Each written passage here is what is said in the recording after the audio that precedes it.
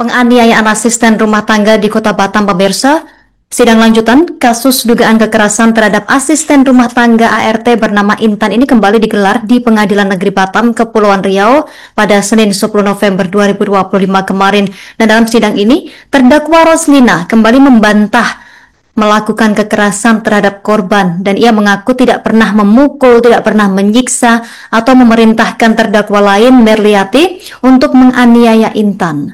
Untuk informasi selanjutnya kita terhubung bersama rekan Uci Swaibah, jurnalis Tribun Batam yang sudah menghimpun informasinya untuk Anda pemirsa.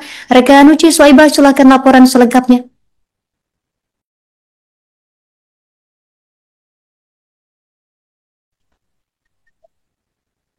Baik, terima kasih rekan Justina. Seperti yang disampaikan tadi, saya Siswaibah dari Batam Kepulauan Riau menjelaskan sidang lanjutan kasus dugaan kekerasan terhadap asisten rumah tangga Intan dan juga Merliati, dan di sini korban atas nama Intan ya Tribuners, dan kembali digelar di Pengadilan Negeri Batam pada 10 November 2025 kemarin. Sidang berlangsung cukup lama Tribuners, lebih kurang ada 3 jam dengan agenda pemeriksaan saksi.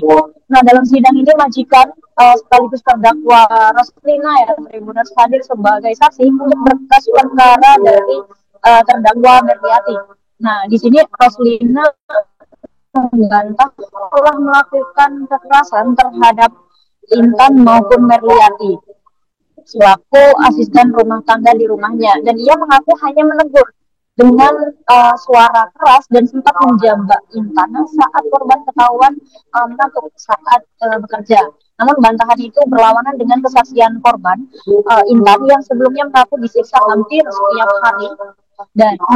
hari ya, dan keterangan si Roslina ini juga dinilai oleh majelis hakim tidak konsisten, terutama saat menjelaskan alasan tidak membawa Intan yang pada saat itu lebam ke rumah sakit.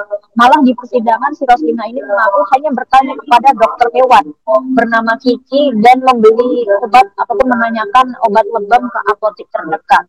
Dan hakim pada saat itu menyoroti keterangan tentang CCTV rumah Roslina yang tanpa memori. Seharusnya jika memang fungsinya dipasang beberapa CCTV di dalam rumah untuk mengawasi, namun hal itu tidak ada memorinya. Dan hakim menanyakan hal itu. Dan dalam sidang jaksa turut menghadirkan barang bukti berupa 3 buku catatan yang disebut buku dosa ya Tribuners, dan di dalamnya itu tertulis sejumlah potongan gaji untuk berbagai kesalahan yang dilakukan baik Intan maupun terdakwa Merliati, termasuk denda sebesar 2,9 juta untuk ikan koi milik Roslina yang mati. Dan Roslina menyebut catatan itu sebagai untuk shock terapi agar para ART ini tidak mengulangi kesalahannya lagi. Dan dia juga mengungkap sistem pembayaran gaji sebesar 1,8 juta per bulan yang disebut dititipkan kepadanya.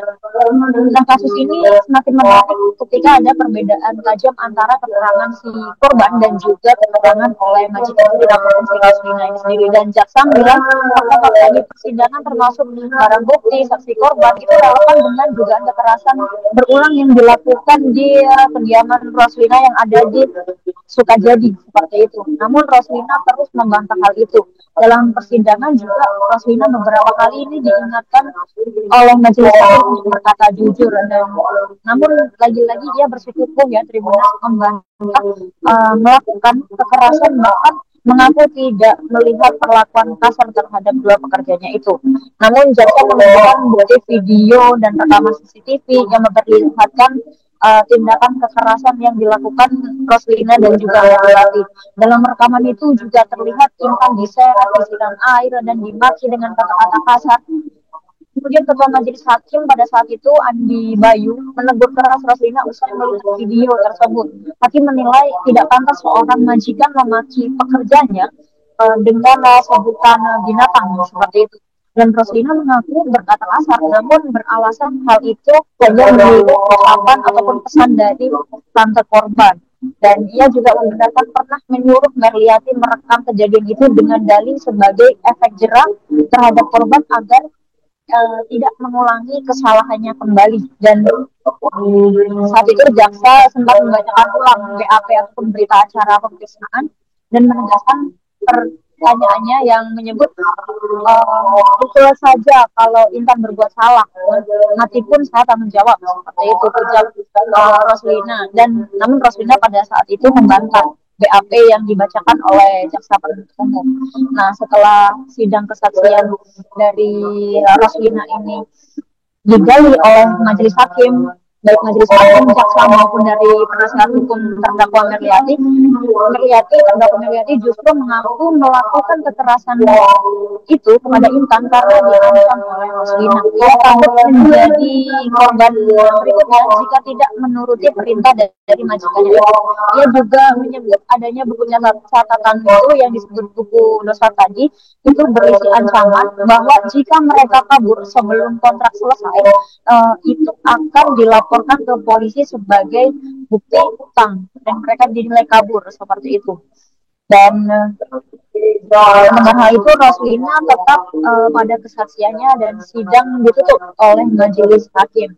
Sementara itu setelah persidangan selesai, hakim mengatakan bahwa sidang akan dijadwalkan pada 13 November 2025 mendatang. Sementara itu untuk berkas perkara untuk Roslina lanjut ke pembuktian setelah hakim menolak seluruh eksepsi Roslina, dan pihak Roslina saat ini tengah mempersiapkan diri untuk sidang berikutnya melalui penasihat hukumnya, yakni Lisman mengungkap bahwa pihaknya tengah mempersiapkan dua saksi untuk meringankan Roslina sendiri. Dan terkait dengan justice kolaborator yang diajukan oleh Merliati melalui kuasa hukumnya, yakni Armandi Karjono, pihaknya juga masih menunggu keputusan dari majelis hakim. Mungkin itu saja rekan Justina yang dapat saya lakukan dari Batam Kepulauan Riau. Dari hakim, nanti kita lihat nih, mudah-mudahan disetujui dia jadi justice kolaborator. Karena si Roslina kan dalam pengadilan dan keterangannya di BAP tidak mengakui, sementara si Merliati ini bersedia mengungkapkan sebagaimana perbuatan si Roslina semuanya. Jadi karena dia tidak mengakui, maka si Merliati kita anggap mau membongkar kasus kejahatan ini. Itu masih kami siapkan ya. Sidang berikutnya itu masih akan masuk ke pemeriksaan saksi dari kami.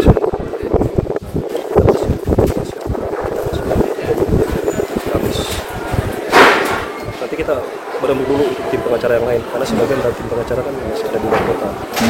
Jadi mungkin Rabu kita kumpul, kita persiapkan untuk sidang hari Kamis. Ada berapa Bang untuk pengacara